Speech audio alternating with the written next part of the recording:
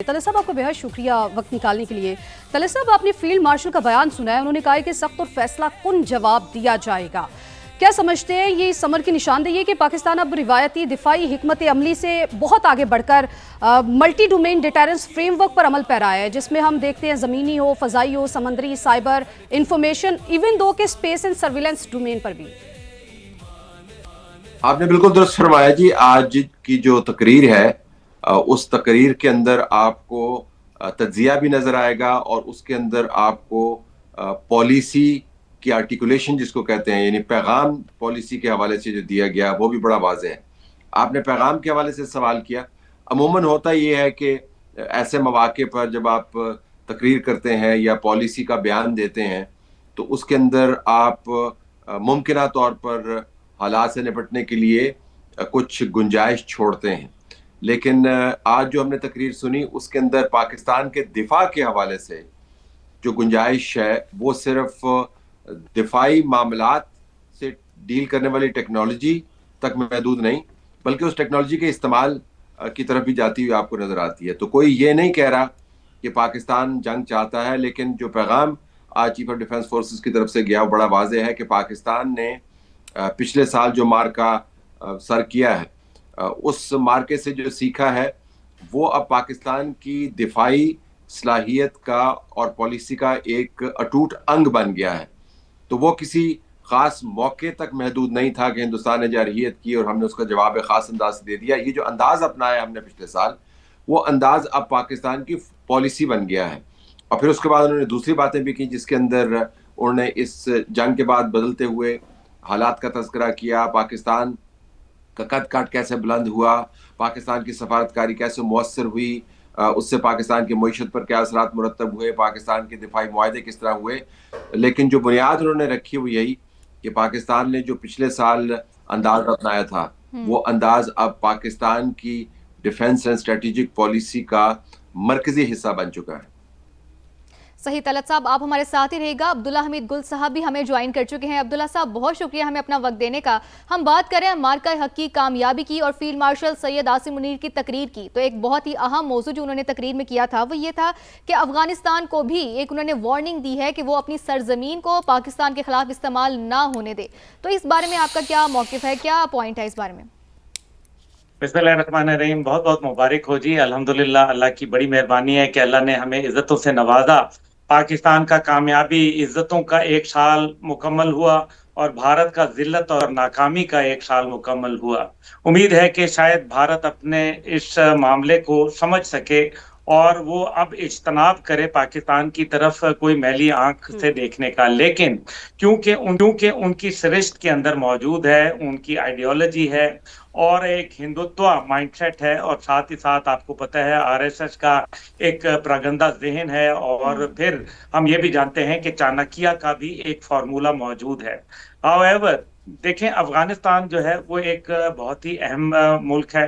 पाकिस्तान के साथ तो उसके एक अच्छे ताल्लुकात थे। हमने एक ऐसी सरहद रखी जहां एक अरसा दराज ऑपरेशन करजन के बाद से लेके जो कायदे आज़म मोहम्मद अली जिन्ना रहमतुल्लाह ने किया था 1948 में, उसके बाद से लेके हम जब तक के अमेरिकन यहाँ नहीं आए हमें एक सिपाही लगाने की ज़रूरत नहीं पड़ी, और ये 2642 किलोमीटर लंबा बॉर्डर हमारे लिए सेफ और सिक्योर था। लेकिन उसके बाद अमेरिकन वहाँ आए और फिर जाहिर है हालात ख़राब होना शुरू हुए।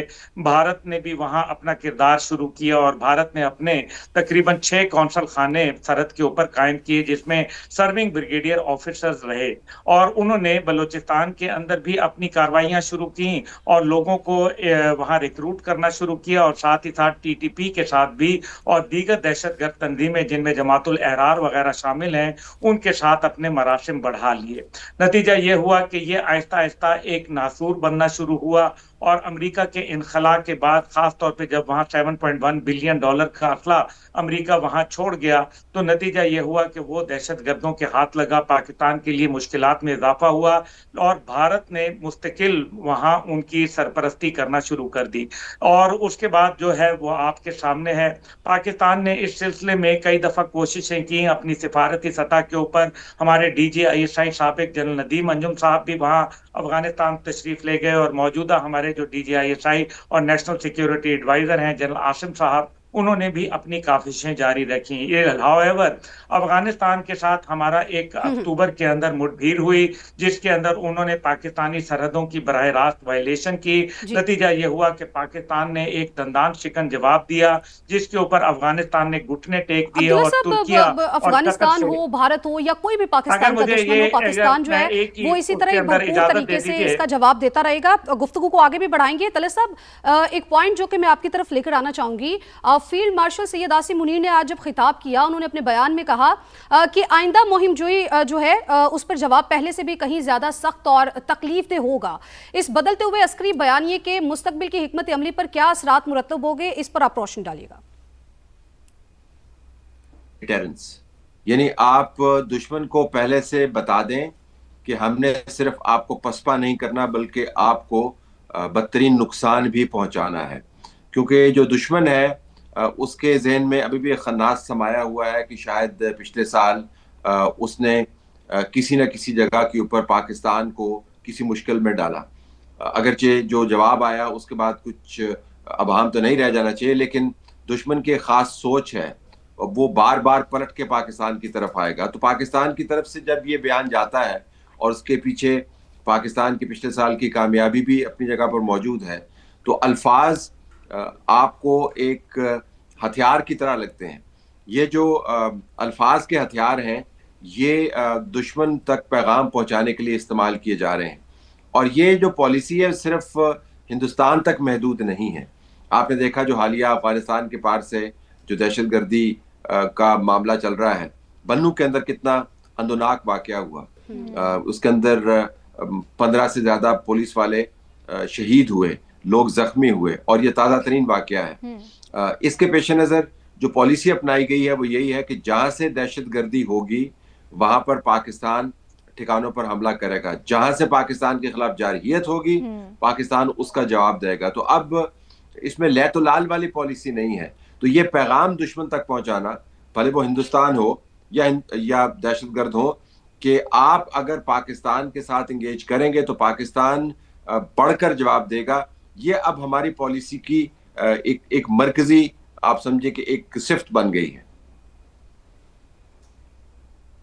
सही तलत साहब। डॉक्टर मरियम फातिमा साहिबा ने भी हमें ज्वाइन किया है, बहुत शुक्रिया हमें अपना वक्त देने का। मरियम साहिबा, ये कहिएगा कि आर्मी चीफ ने कहा है कि मार्का हक में कामयाबी के बाद पाकिस्तान की दुनिया में ज्यादा इज्जत की जा रही है और सिफारती सतह पर पाकिस्तान की पोजीशन बेहतर हुई है।